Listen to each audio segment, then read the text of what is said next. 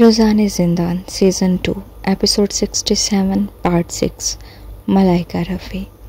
تم کیا دیکھ رہے ہو؟ سپرین نے تجسس سے پوچھا۔ کیا تم یہ دیکھ رہے ہو کہ میں کتنا خوبصورت ہوں؟ حالانکہ مبین نے ایک شوق چہرہ دکھایا۔ دل میں اسے لگ رہا تھا کہ شہزام شاید کچھ سمجھ چکا ہو۔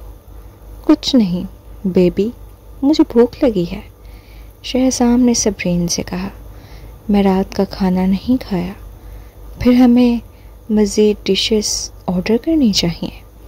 سپرین نے مزید کچھ ڈشز آرڈر کیے، تاہم چونکہ شہزام کا پیٹ خراب تھا، اس نے سب کچھ غیر مسالہ دار مشروم سوپ میں ڈال دیا۔ مبین حیران ہو گیا۔ تم یہاں رہتے ہو اور پھر بھی مسالہ دار کھانا نہیں کھاتے؟ ملک بہت بڑا ہے، یہاں اور بھی لوگ ہیں جو ہلکا کھانا کھاتے ہیں۔ یہاں کچھ آسٹریلوی لوگ بھی ہیں جو ویجیمیٹ نہیں کھاتے۔ شہزام نے آرام سے وضاحت کی۔ لیکن تمہارے لیے کیا مزہ ہے ایسا کھانا کھانے میں؟ ایک شخص مسالہ دار کھانا کھاتا ہے اور دوسرا نہیں، نے مسکرا کر کہا۔ شہزام نے بھویں چڑھائیں، لیکن سپرین نے اس کا موقع کا فائدہ اٹھایا اور پہلے جواب دیا۔ اصل میں بھی عموماً ہلکا ہی کھانا کھاتی ہوں، کبھی کبھار مسالہ دار کھانا کھا لیتی ہوں، مگر پیٹ کے لیے اچھا نہیں ہے کہ بار بار کھایا جائے۔ شہزام نے مسکراہٹ کے ساتھ سپرین کے گال کو ہلکا سا چھوا۔ تم کیا کر رہے ہو؟ سپرین تھوڑی شرمندہ ہو گئی کہ وہ اتنی قریبی محبت میں دکھائی دے رہے تھے جبکہ کوئی اور بھی موجود تھا۔ بس میں تمہیں چھونے سے خود کو روک نہیں پا رہا، شہزام نے دلکش آنکھوں سے مسکرا کر کہا۔ بیبی، مجھے جھینگا کھانا ہے، تمہارے پاس ہاتھ نہیں ہے؟ سپرین نے اسے آنکھیں دکھائیں۔ شہزام نے غمگین لہجے میں کہا۔ بیبی، تم نے ابھی مجھ سے جھوٹ بولا اور میں ابھی تک اس سے باہر نہیں نکلا ہوں۔ ٹھیک ہے، میں تمہارے لیے لے آتی ہوں۔ سپرین فوراً اٹھ کر اس کے لیے جھینگا لینے کے لیے چلی گئی۔ شہزام نے ذائقے دار تازہ جھینگا اتار کر وقفے سے سپرین کو بھی کھلایا۔ مبین نے ان کے سامنے بیٹھا تھا اور اچانک اسے ایسا لگا جیسے وہ تیسرا شخص ہو۔ گھر پر اسے شہرین اور ٹائٹس کو ایک دوسرے کے ساتھ محبت کے معاملات میں مگن دیکھنا پڑتا تھا۔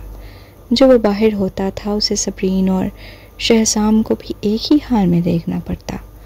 واقعی کہ شہزام کو ملک کا سب سے امیر شخص نہیں ہونا چاہیے تھا؟ کہا جاتا تھا کہ وہ کچھ ماہ پہلے زوال کا شکار ہوا تھا، مگر ان دنوں وہ سوری کارپوریشن کے ساتھ دوبارہ طاقتور ہو گیا۔ توقع نہیں تھی کہ وہ عورتوں کے ساتھ اتنا بچگانہ سلوک کرے گا۔ کھانا کھانے کے بعد مبین بل ادا کرنے کے لیے تیار تھا، مگر شہزام ایک قدم آگے بڑھا۔ میری بیوی نے تمہیں کھانے کی دعوت دی تھی، ظاہر ہے میں مہمان کو بل نہیں ادا کرنے دوں گا۔ مبین نے مسکرا کر اسے اپنے طور پر کرنے دیا۔ بل ادا کرنے کے بعد شہزام نے سپرین کو دیکھا اور کہا۔ بیبی، ہم خریداری کے لیے چلتے ہیں۔ کافی وقت ہو گیا ہے جب سے میں نے تمہیں خریداری کے لیے نہیں لے کے گیا۔ سپرین کو پتا تھا کہ وہ کیا سوچ رہا ہے اور اسے بے بس ہو کر مبین سے کہا۔ معاف کرنا، اب ہم چلیں گے۔ شہزام نے اس کے پیچھے دیکھا اور غصے سے بھویں چڑھائیں۔ بس اب چلنا بند کرو۔ سپرین نے اس کا چہرہ اپنی طرف موڑ لیا۔ کتنی بچگانہ حرکت ہے، ایک چھوٹے بچے کی پرواہ نہ کرو۔ کیا تم اس مرد کو چھوٹا بچہ کہہ سکتی ہو جو عورت کو پریگننٹ کر سکتا ہو؟ شہزام نے سرد لہجے میں ہنکارا بھرا۔ اس کی آنکھوں میں غصہ چھپایا نہیں جا رہا تھا۔ سپرین، تم نے پھر سے مجھ سے جھوٹ بولا۔ جب میں میلبورن میں تھا میں نے تم سے کہا تھا کہ اس سے رابطہ نہ رکھنا، تم نے وعدہ کیا تھا، پھر بھی تم نے مجھ جھوٹ بولا اور اس کے ساتھ خفیہ طور پر ہاٹ پاٹ بھی کھا لیا۔ ہم نے خفیہ طور پر نہیں کھایا، ہم نے کھلے عام کھایا۔ سپرین نے ہونٹ پچکچائے۔ میں اسے خریداری کرتے ہوئے حادثاتی طور پر ملی تھی۔ اس نے کہا کہ وہ ابھی حال ہی میں کینبرا آیا ہے اور جگہ سے ناواقف ہے۔ کینبرا آنے کے بعد بہت لوگ یہاں ناواقف ہوتے ہیں۔ تم نے ان کے ساتھ کھانا کیوں کھایا؟ شہزام نے جواب دیا۔ تم کب سے اتنے پارسائی کا نمونہ بن گئی ہو؟ کیا یہ اس لیے ہے کہ وہ خوبصورت ہے؟ نہیں، سپرین نے سر جھکا لیا۔ مجھے بس اس سے نزدیکی کا احساس ہوا جب میں نے اسے دیکھا۔ ایسا لگا جیسے میں اسے پہلے سے جانتی ہوں۔ اس نے بات ختم کی اور پھر خوف کے مارے فوراً وضاحت دی۔ مختصر یہ کہ براہ کرم غلط فہمی نہ پیدا کرو، میں اسے پسند نہیں کرتی، میں اسے بس ایک چھوٹے بھائی کی طرح سمجھتی ہوں۔ جس شخص سے میں محبت کرتی ہوں وہ تم ہو۔ محبت؟ شہزام رکا اور گہری نظر سے اسے دیکھا۔ یہ ثابت کرو، مجھے یقین دلاؤ۔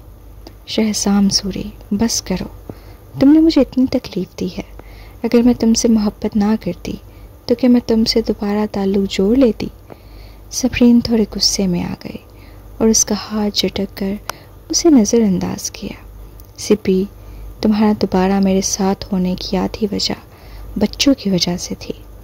شہزام نے اسے پیچھے سے پکڑا اور کھچاک کر کہا، اگر بچوں کی وجہ سے نہیں ہوتا تو کیا تم پھر بھی میرے ساتھ واپس آتی؟ سپرین کچھ دیر کے لیے رکی اور خاموش ہو گئی۔ چاہے کچھ بھی ہو، شہزام نے جو نقصان اسے پہنچایا تھا وہ ایک ناقابل فراموش زخم تھا، خاص طور پر رانیہ کی موت جو مسلسل اسے گنہگار محسوس کراتی تھی۔ تاہم پھر بھی اس کے ساتھ واپس آ گئی۔ چاہے وہ اپنی ضمیر کے ساتھ نہیں جی سکتی تھی، وہ پھر بھی اپنے بچوں کے لیے اس کے ساتھ رہنا چاہتی تھی۔ چلو اب کچھ نہیں کہنا، میں سمجھ گیا۔ شہزام نے اسے خود سے لگا لیا۔ مجھے اتنی زیادہ توقعات نہیں رکھنی چاہیے تھی۔ شہزام، تمہیں مجھے جاننا چاہیے۔ جب میں نے تم سے دوبارہ تعلق جوڑنے کا فیصلہ کیا تھا تو میں تمہیں کبھی مایوس نہیں کروں گی۔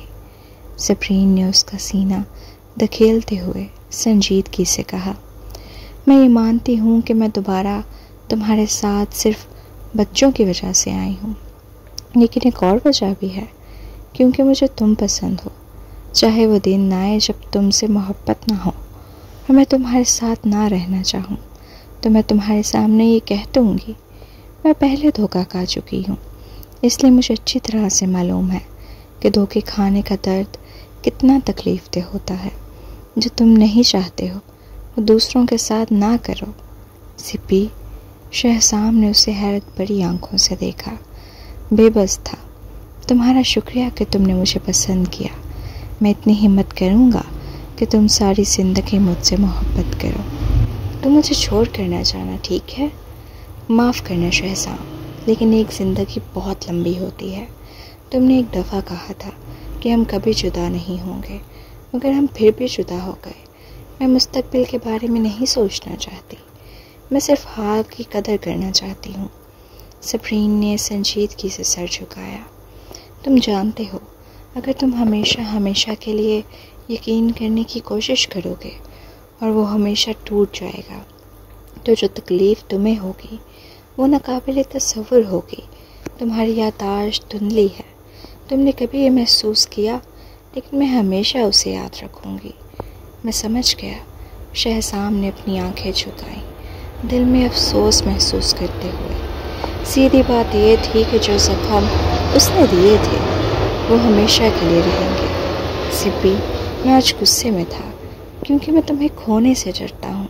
سوچو اگر کبھی میں تم سے جھوٹ بولوں اور کہوں کہ میں اپنی کولیگ کے ساتھ کھا رہا ہوں، لیکن تمہیں پتہ چلے کہ دراصل ایک نوجوان لڑکی کے ساتھ کھا رہا تھا جسے تم نہیں جانتی، تو کیا تمہیں برا نہیں لگے گا؟ سپرین نے اپنے ہونٹ کاٹ لیے۔ اگر وہ اس کی جگہ ہوتی تو واقعی اسے برا لگتا۔ سوری، میں آئندہ اس سے نہیں ملوں گی۔ اس کی کوئی ضرورت نہیں ہے۔ شہزام نے اس کے سر پر ہاتھ پھیرتے ہوئے اچانک مسکرا دیا۔ کہ تم نے خود نہیں کہا تھا تم اسے چھوٹے بھائی کی طرح سمجھتی ہو؟ مجھے تم پر زیادہ بھروسہ کرنا چاہیے، بس اگلی بار جھوٹ نہ بولنا۔ تم واقعی اس کی پرواہ نہیں کرو گے؟ سپرین چمک کر حیران ہو گئی۔ صرف اسی سے، یہ دوسروں پر لاگو نہیں ہوتا۔ شہزام نے ہلکے سے کہا۔ فکر نہ کرو، حالانکہ میں نے تمہیں اسے ملنے کی اجازت دی ہے، لیکن میں کبھی بھی کسی دوسری نوجوان لڑکی کے ساتھ اکیلے کھانا یا باہر نہیں جاؤں گا۔ سپرین کا دل اس کی باتوں سے نرم پڑ گیا۔ اس نے اپنی ایڑیوں پر کھڑے ہو کر خود ہی اس کے گرد ہاتھ ڈالے۔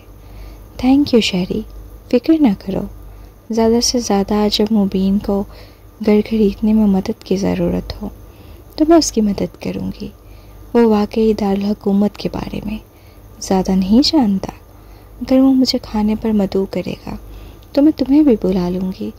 اگر تم نہیں جاؤ گے تو میں اس کے ساتھ اکیلے نہیں کھاؤں گی۔ ٹھیک ہے۔ شہزام اس کی اس ادا پہ فدا ہوتا مسکرانے لگا۔ اگر وہ عوامی مقام پر نہ ہوتے اور سپرین اس کے لیے محرم ہوتی تو اسے اپنی باہوں میں کھینچ کر ایک طویل اور گرم بوسہ دے دیتا۔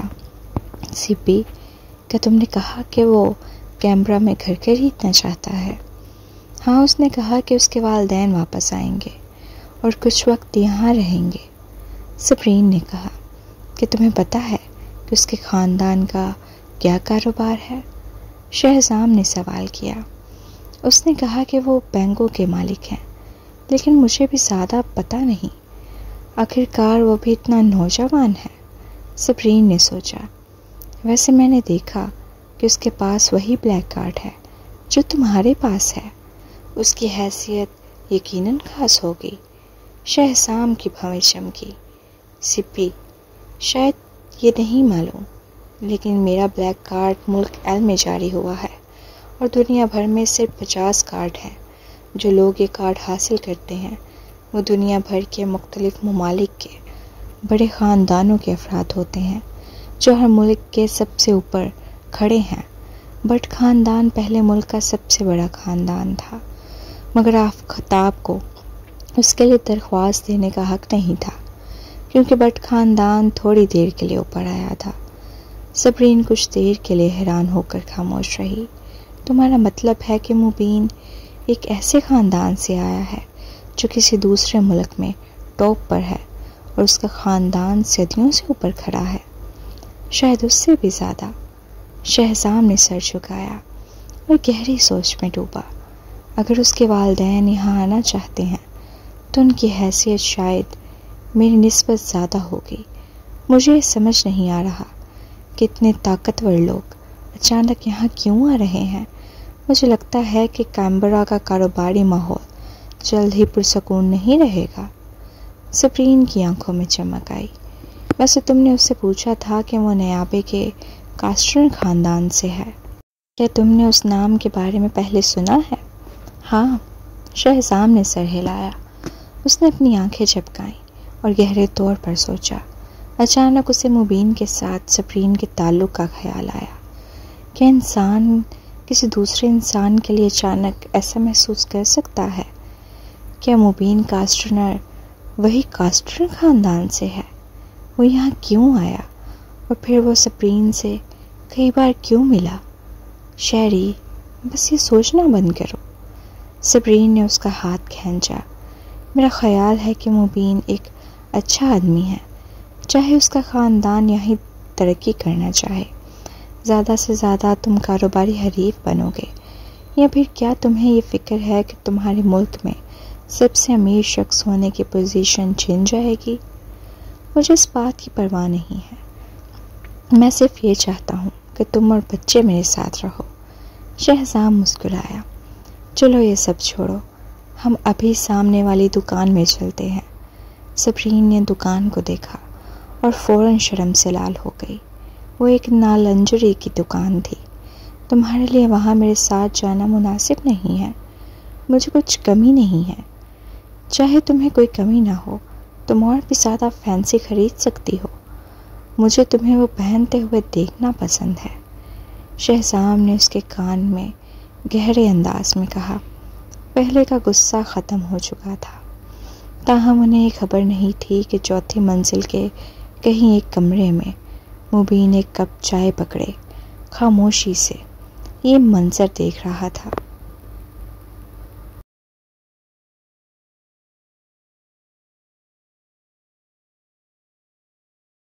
اس نے دانستہ طور پر سبرین سے اتفاقاً ٹکرا کر اس کا دھیان اپنی طرف مبذول کیا تھا۔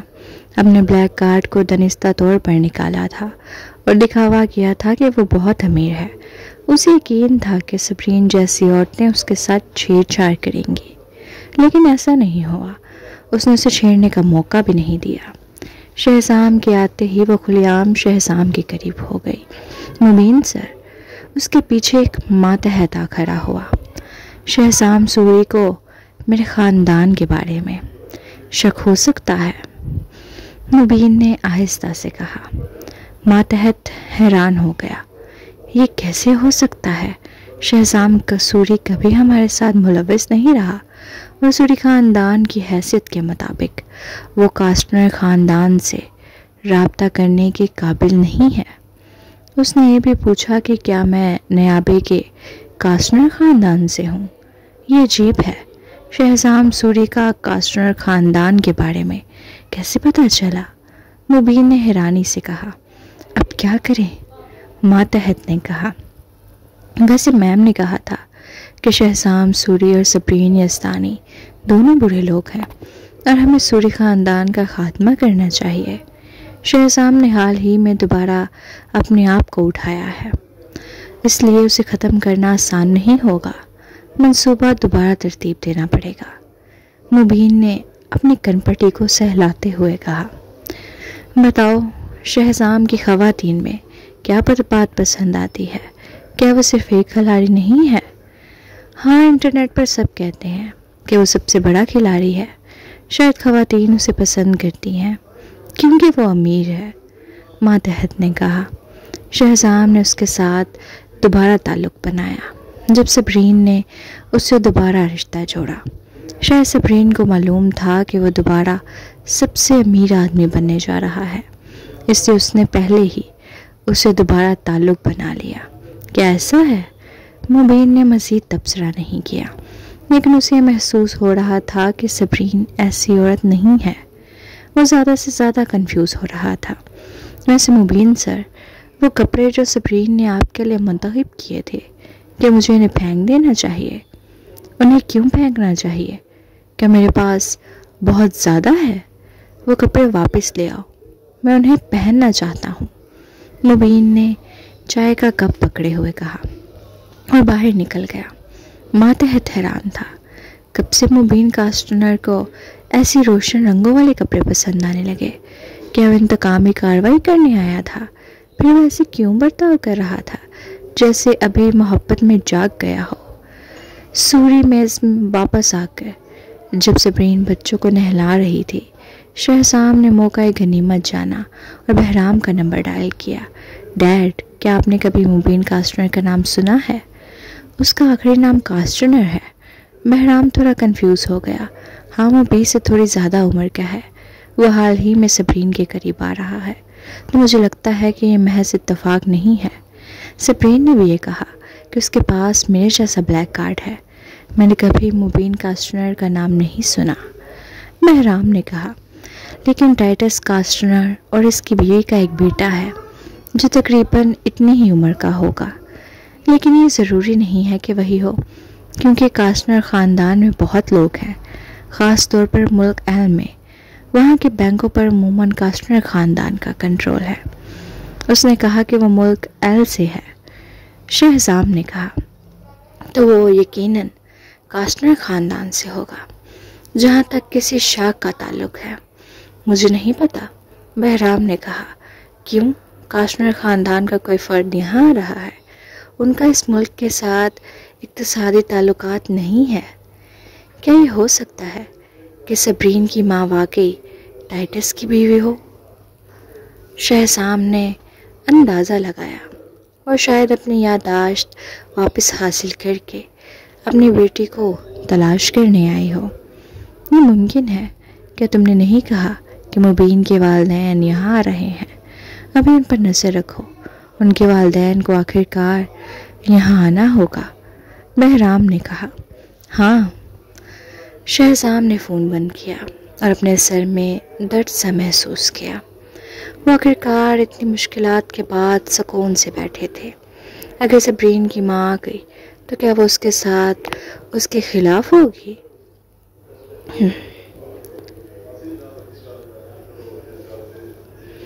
مہینے کے آخر میں ایک محل کے باغ میں پروڈکشن عملہ آسمان کے روشن ہونے سے پہلے ہی مصروف ہو گیا تھا۔ آج مشہور ہدایت کار اینڈی چیور کی نئی فلم دی بیل کے پہلے باضابطہ شوٹنگ کا دن تھا۔ کام کرنے والے اداکاروں کے پہنچنے سے پہلے آپس میں سرگوشیاں کرنے لگے۔ مجھے نہیں لگتا تھا کہ لیسا واستی اور سنڈی ٹرنر دونوں ایک ساتھ اداکاری کریں گی۔ ہاں، میں نے سنا ہے کہ دونوں ہی ہیروئن کے کردار کے لیے مقابلہ کر رہی تھیں، لیکن ایلیزا ہار گئی اور معاون اداکارہ بن گئی۔ وہ ہیروئن بہت ناپسندیدہ ہے۔ مجھے لیسا کے لیے افسوس ہوتا ہے۔ حقیقت میں سمجھتا ہوں کہ لیسا کے لیے ہیروئن کا کردار زیادہ مناسب تھا۔ خاموش ہو جاؤ، کہ تم مرنا چاہتے ہو؟ سنڈی لگاڑی خاندان کی آئندہ بیگم ہے۔ انڈسٹری میں اس کے خلاف کوئی بات نہیں کر سکتا سوائے اس کے کہ وہ اپنی نوکری گوا دے۔ دیکھو مس ٹرنر آ گئی ہیں۔ وہ بہت جلدی آئی ہے، کسی نے آہستہ سے کہا۔ سب لوگوں نے سنڈی کو دیکھا جو اپنے لباس میں آئی تھی اور اس کے بال تو پنوں میں بندھے ہوئے تھے۔ اس کے پیچھے 3 اسسٹنٹ تھے۔ مس ٹرنر، آپ اتنی جلدی کیوں آئی ہیں؟ ایک عملے کا رکن اس کے پاس آ کر پوچھا۔ میں اسٹوڈیو سے پہلے ہی واقف ہونا چاہتی تھی تاکہ بعد میں شوٹنگ میں کوئی غلطی نہ ہو، سنڈی نے نرمی سے مسکرا کر کہا۔ تم لوگ کام پر واپس جا سکتے ہو، میری فکر نہ کرو۔ پھر سنڈی نے اپنے اسکرپٹ پر نظر ڈالی۔ لوگوں نے اس کو پیچھے دیکھ کر کہا، واہ، مجھے لگتا تھا کہ وہ مغرور ہوگی، لیکن وہ حیرت انگیز طور پر اتنی مہربان ہے۔ وہ محنتی اور کام کرنے والی بھی ہے۔ دیکھو اس کے بنے ہوئے بال۔ میں سمجھتی ہوں کہ اسے 5 بجے صبح اٹھ کر انہیں سیٹ کرنا پڑا۔ اگرچہ اس کی اداکاری ایلیسا کی طرح اچھی نہیں ہے، لیکن وہ محنتی ہے۔ دیکھو ایلیسا ابھی تک نہیں آئی۔ کچھ ہی دیر بعد ڈائریکٹر چیور آ گئے۔ جب انہوں نے سنڈی کو اسکرپٹ پر محنت سے نظر دوڑاتے ہوئے دیکھا تو اطمینان سے سر ہلایا۔ اگرچہ وہ سنڈی کو ہیروئن کا کردار دینے سے خوش نہیں تھے، لیکن کم از کم وہ محنت کر رہی تھی اور اسے ایک وعدہ دار ٹیلنٹ سمجھا جا سکتا تھا۔ اس کے بعد ایک اداکار آ گئے سوائے ایلیسا کے جو ابھی تک نہیں آئی تھی۔ ڈاکٹر چیور کا چہرہ بھی آہستہ آہستہ اداس ہو گیا۔ اپنی شہرت کے ساتھ جو چیز اسے سب سے زیادہ ناپسند تھی وہ تاخیر تھی۔ دیکھو یہ کون ہے؟ وہ کتنا خوبصورت ہے۔ کیا وہ بھی کاسٹ کا حصہ ہے؟ کیا تم اندھے ہو؟ یہ لگاڑی خاندان کا خوبرو بیٹا تنویر لگاڑی ہے، کسی نے دوسرے شخص کو ڈانٹتے ہوئے کہا، اور سب کی نظریں تنویر پر مرکوز ہو گئیں۔ سنڈی کی نظریں اور بھی چمک گئیں۔ اس نے کبھی نہیں سوچا تھا کہ تنویر شوٹنگ کے پہلے دن یہاں آئے گا۔ تنویر، تم یہاں کیوں آئے ہو؟ وہ حیرت سے اس کے پاس آئے اور اس کے بازو میں اپنے ہاتھوں کو لپیٹ لیا۔ آج تنویر نے سرمئی پینٹ اور سفید شرٹ کے ساتھ ایک واسکٹ پہنا تھا۔ اس کا حسین چہرہ کسی دلکش رومانوی شہزادے کی طرح تھا، لیکن اس کی آنکھوں میں تیز اور سرد نظر تھی۔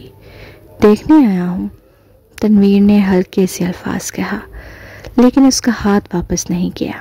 آخرکار غیر رسمی طور پر لوگوں کی نظر میں وہ جلد ہی سنڈی سے شادی کرنے والا تھا۔ سنڈی اتنی سادہ نہیں تھی کہ سمجھے کہ تنویر یہاں صرف اس کے لیے آیا ہے۔ جب ان کا رشتہ پہلے کی طرح خراب نہیں تھا، تب بھی وہ کبھی اس کی شوٹنگ کے دوران اس سے ملنے نہیں آیا تھا۔ آج وہ اچانک کیوں آیا؟ اسے اچانک وہ دن یاد آیا جب اس نے ایلیسا کو دفتر سے بکھری ہوئی حالت میں باہر نکلتے ہوئے دیکھا تھا۔ اس وقت تنویر بھی وہاں موجود تھا اور اس کا چہرہ شرم سے جلا ہوا تھا۔ اس کا دل نفرت سے بھر گیا، پھر بھی وہ اپنی صورت پر کوئی بھی رد عمل ظاہر کرنے کی جرات نہیں کر سکی، چاہے تنویر جو بھی سوچے۔ وہ اس کا بوائے فرینڈ تھا۔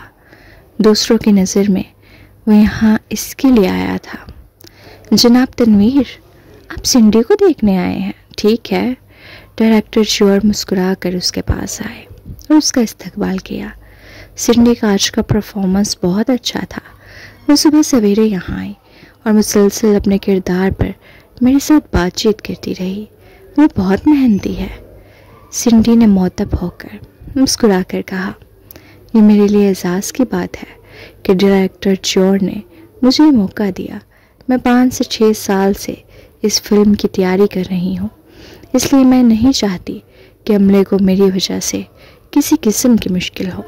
میرے اندر بہت سی کمیاں ہیں، اس لیے میں آپ سے درخواست کرتی ہوں کہ آپ میری رہنمائی کریں۔ فکر نہ کریں، جب تک آپ محنت کریں گی میں آپ کو ایک شاہکار بنا دوں گا، ڈائریکٹر چیور نے سر ہلا کر کہا۔ تنویر کی آنکھوں میں ایک چمک سی آئی۔ اسے توقع نہیں تھی کہ چیور سنڈی کو اس کی تعلقات کے ذریعے حاصل ہونے والے کردار کی وجہ سے ناپسند کرے گا، لیکن اچانک سنڈی نے چیور سے پہلے دن ہی تعریفیں حاصل کر لیں۔ حالانکہ کہا جاتا تھا کہ وہ بہت سخت ہے، ایسا لگتا تھا کہ سنڈی نے اس پر کچھ محنت کی تھی۔ اس نے ہلکے سے سنڈی کو دیکھا۔ سنڈی جو مسکرا رہی تھی، اچانک ایک لرزہ آیا، جیسے وہ اس کی نظر سے بچ رہی ہو، اور اس نے بات بدل دی۔ ڈائریکٹر چیور، ہم کب شوٹنگ کریں گے؟ کہ تمہیں لگتا ہے کہ میں جلدی شروع نہیں کرنا چاہتا؟ معاون اداکارہ ابھی تک نہیں آئی ہے۔ چیور اس بات کا ذکر کرتے ہوئے بے چین ہو گیا اور اس نے تنویر کے سامنے بتکلفی سے بات کی۔ مسٹر تنویر، براہ کرم صدر شیڈرک سے کہے کہ وہ علیزہ سے بات کرے۔ مجھے ایسے اداکار بہت ناپسند ہیں جو دیر سے آتے ہیں۔ یہ شوٹنگ کا پہلا دن ہے اور وہ ابھی تک نہیں آئی، حالانکہ صبح 7 بج چکے ہیں۔ اگر ایسا دوبارہ ہوا تو میں اسے بدل دوں گا۔ اسے شروع میں علیزہ کے بارے میں اچھا تاثر تھا۔ وہ نوجوان تھی اور اس میں اداکاری کا ٹیلنٹ تھا، تاہم وہ نہیں جانتا تھا کہ وہ اس قسم کی اداکارہ ہوگی جو فضول باتیں کرے۔ اب ڈائریکٹر چیور نے علیزہ کے بارے میں اپنی ساری پسندیدگی کو ختم کر دیا تھا۔ تنویر نے ہلکے سے بویں چڑھائیں۔ اسے بھی نہیں توقع تھی کہ وقت پر نہیں آئے گی۔ کیا یہ اس لیے تھا کہ وہ معاون اداکارہ کا اداکار نہیں کرنا چاہتی تھی اور جان بوجھ کر اس کی مخالفت کر رہی تھی؟ وہ اتنی بیوقوف تو نہیں ہوگی، ہے نا؟ کیوں نہ، کیا تم نے اسے کال کیا؟ اس نے ہلکے سے پوچھا۔ ہاں، 2 گھنٹے پہلے اسے کال کی تھی۔ اس نے کہا کہ وہ راستے میں ہے، لیکن ابھی تک نہیں پہنچی۔ چیور نے ناک سکیڑتے ہوئے کہا۔ میں نے اس جیسے کئی فنکار دیکھے ہیں، زیادہ تر لوگ بہانے بناتے ہیں۔